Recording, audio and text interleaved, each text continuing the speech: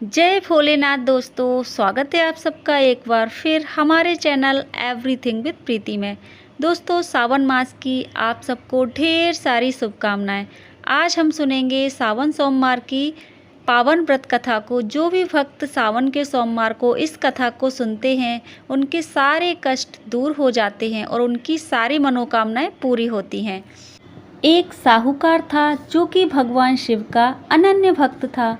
उसके पास धन दौलत की कमी नहीं थी, लेकिन उसके कोई संतान नहीं थी और वह इसी कामना को लेकर रोज भगवान शिव के मंदिर जाकर दीपक जलाता था।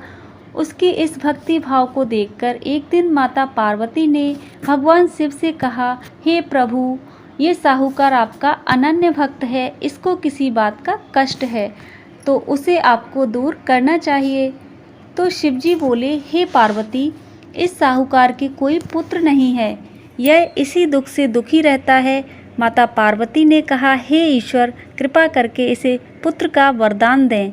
तब भोलेनाथ ने कहा, हे पार्वती, साहूकार के भाग्य में पुत्र का योग नहीं है। ऐसे में इसे पुत्र की प्राप्ति का वरदान मिल भी गया तो वह केवल 12 वर्ष की आयु तक ही जीवित रहेगा। यह सुनने के बाद माता पार्वती ने कहा, हे प्रभु, आपको इस साहूकार को पुत्र वरदान देना ही होगा, नहीं तो आपके भक्त आपकी पूजा सेवा क्यों करें। माता पार्वती के बार बार कहने पर भोलेनाथ ने साहूकार को पुत्र का वरदान दे दिया, लेकिन ये भी कहा कि वो केवल 12 वर्ष तक ही जीवित रहेगा। साहूकार ये सारी बातें सुन रहा था, इसीलिए यह सुनकर उसे ना तो खुशी हुई और ना ही दुख। वह पहले की तरह भोलेनाथ की पूजा अर्चना करता रहा और उधर सेठानी गर्भवती हो गई और 9वें महीने में उसे एक सुंदर बालक की प्राप्ति हुई।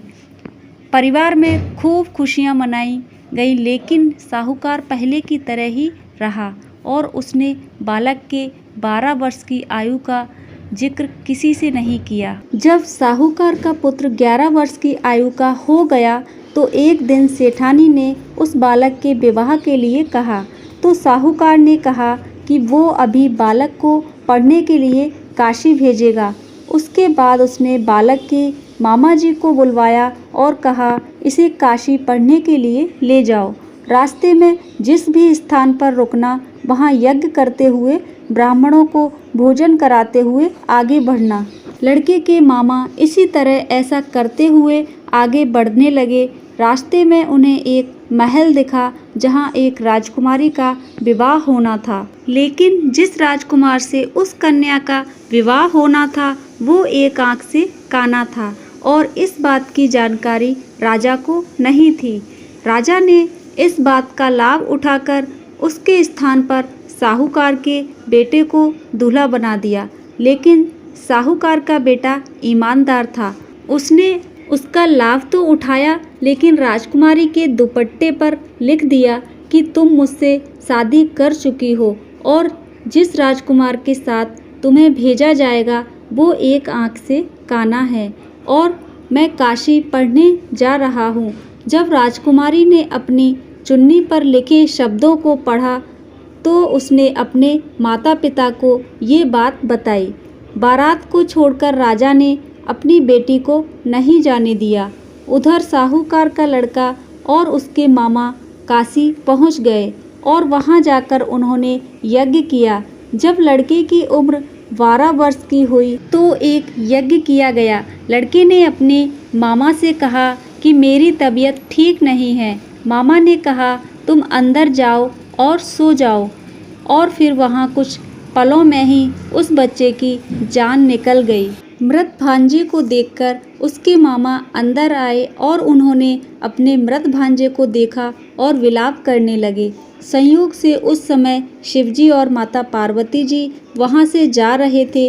पार्वती जी ने भगवान से कहा, प्राणनाथ, मैं इसकी पुकार को सहन नहीं कर सकती, आप इस व्यक्ति की पीड़ा को दूर करिए। जब शिवजी उस मरे हुए लड़के के पास पहुँचे तो उन्होंने कहा, ये उसी साहूकार का बेटा है जिसे मैंने 12 साल की उम्र का वरदान दिया था।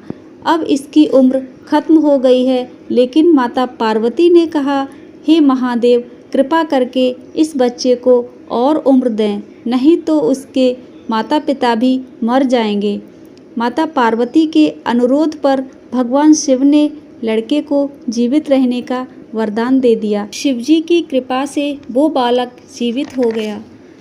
शिक्षा समाप्त करके जब वो लड़का अपने मामा के साथ अपने नगर लौट रहा था तो दोनों चलते हुए उसी नगर में पहुँचे जहाँ उसका विवाह राजकुमारी के साथ हुआ था। उस नगर में भी उसने यज्ञ का आयोजन किया और नगर के राजा ने तुरंत उसे पहचान लिया। यज्ञ समाप्त होने पर राजा व्यापारी के बेटे और उसके मामा को महल में ले आए और उन्हें बहुत सा धन और वस्त्र देकर राजकुमारी के साथ विदा कर दिया। लड़का और उसके मामा जब अपने नगर में पहुँचे तो नगर में पहुँचते ही एक दूत को भेजकर अपने आने की सूचना दी। बेटे के जीवित वापस लौटने पर सूचना पाकर व्यापारी बहुत प्रसन्न हुआ। व्यापारी और उसकी पत्नी ने स्वयं को एक कमरे में बंद कर रखा था। भूखे प्यासे रहकर वो अपने बेटे की प्रतीक्षा कर रहे थे। उन्होंने प्रतिज्ञा कर रखी थी कि यदि उन्हें उनके बेटे की मृत्यु का समाचार मिले तो वो दोनों भी अपने प्राण त्याग देंगे। व्यापारी अपनी पत्नी के साथ नगर के द्वार पर पहुंचा। अपने बेटे को जीवित देखकर उसके विवाह का समाचार सुनकर उसकी खुशी का ठिकाना नहीं रहा। उसी रात भगवान शिव ने व्यापारी के सपने में आकर कहा, हे श्रेष्ठी, मैंने तेरे सोमवार के व्रत करने और व्रत कथा सुनने से प्रसन्न होकर मैंने तेरे पुत्र को लंबी आयु प्रदान की है। ऐसा सुनकर व्यापारी बहुत प्रसन्न हुआ। इसी प्रकार जो व्यक्ति इस कथा को पढ़ता है या सुनता है उसके समस्त दुख दूर हो जाते हैं और उसे मनवांछित फल की प्राप्ति होती है। तो ये थी सावन सोमवार की व्रत कथा। आपको ये कथा कैसी लगी कमेंट करके ज़रूर बताना। यदि अभी तक आप लोगों ने वीडियो को लाइक नहीं किया है तो वीडियो को लाइक कर देना और इसी तरह से अच्छी जानकारी पाने के लिए हमारे चैनल को सब्सक्राइब भी कर लेना। चलिए मिलते हैं बहुत ही अच्छी एक वीडियो के साथ। जय भोलेनाथ, जय माता दी, नमस्कार दोस्तों।